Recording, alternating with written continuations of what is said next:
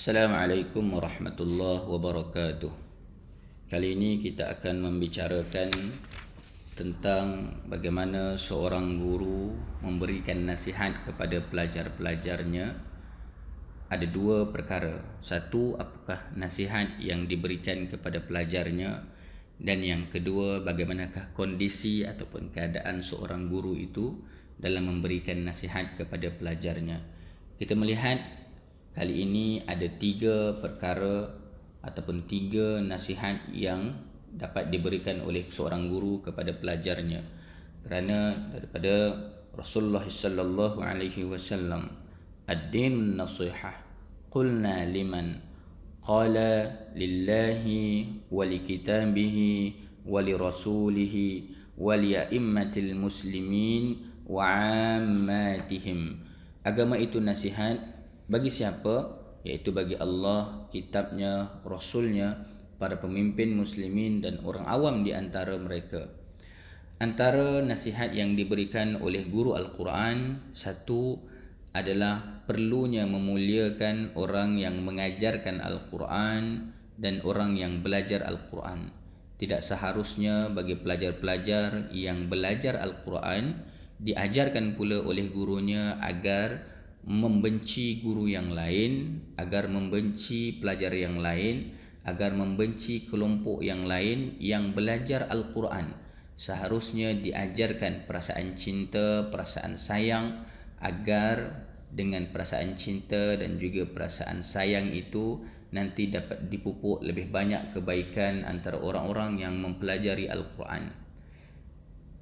Perkara yang kedua yang dapat diingatkan ataupun dinasihatkan oleh seorang guru Al-Quran kepada pelajarnya adalah dengan mengingatkan tentang keutamaan hal untuk meningkatkan ataupun menambahkan kecintaannya kepada ilmu dan membuatkan seseorang yang belajar Al-Quran semakin zuhud terhadap dunia. Tidak ada masalah untuk mengambil dunia, tetapi dunia tidak diletakkan di hati tetapi hanya di tangan. Maksudnya apa? Dengan mengambil dunia itu bukanlah agar cinta kepada dunia itu yang melebihi segala-galanya, tetapi dengan dunia yang berada di tangan itu digunakan untuk kebaikan yang lebih banyak. Nasihat yang ketiga daripada seorang guru kepada pelajar yang belajar Al-Quran adalah dengan agar diingatkan supaya pelajar-pelajarnya menyibukkan diri dengan mempelajari ilmu-ilmu Al-Quran dan juga ilmu-ilmu Islam yang lain. Sibukkan diri dengan mempelajari ilmu-ilmu tersebut, kerana dengan mempelajari ilmu-ilmu itu ia akan memberikan lebih banyak pencerahan kepada kehidupan kita di atas muka bumi ini. Dan inilah tiga nasihat seorang guru Al-Quran kepada pelajar-pelajarnya. Dan bagaimanakah kondisi bagi seorang guru Al-Quran? Satu, kondisinya ketika mana memberikan nasihat tersebut, jika pelajar ada yang sukar, jika pelajar ada yang rasa jauh daripada Al-Quran, maka seharusnya guru Al-Quran itu mendampingi pelajar tersebut, membujuknya, mendorongnya dengan mengajaknya agar kembali mendekati kepada Al-Quran dengan sifat yang lemah lembut. Dan yang kedua, kalau kita lihat, guru Al-Quran ini adalah orang yang tertinggi di sisi Allah Subhanahu wa taala selepas para nabi dan rasul. Di samping itu, guru Al-Quran perlu bersifat kasihan kepada pelajarnya, prihatin kepada keperluan pelajar, sama seperti keprihatinannya ini kepada anak-anaknya dan juga dirinya sendiri. Dalam arti kata lain, seorang guru Al-Quran ketika mana memberikan nasihat kepada pelajar-pelajarnya, dilihat seperti pelajar itu anak-anaknya, dan kalau ada kedegilan daripada anak-anak itu, maka dihadapinya dengan sabar, tidak dihadapi dengan kekasaran, bahkan dimaafkan segala kekurangan adabnya pada sesetengah keadaan, kerana diketahui bahawa anak-anak ini mereka bersifat kekurangan dan juga masih ada bersifat mentah.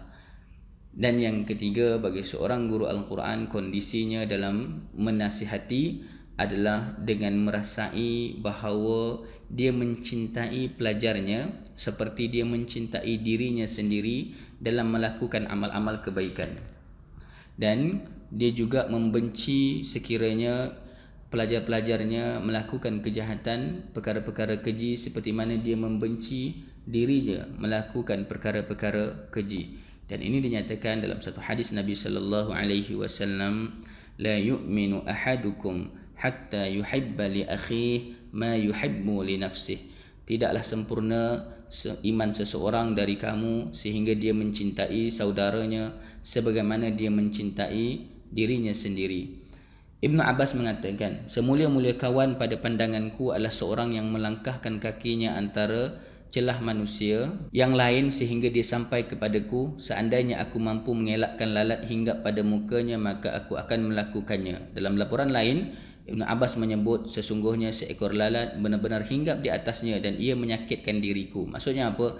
Ibnu Abbas tidak sanggup melihat orang itu disakiti oleh lalat kerana Ibnu Abbas turut merasakan perasaan yang sama, bahawa tidak mahu bagi pelajar-pelajarnya itu ataupun bagi orang lain terkena mudarat.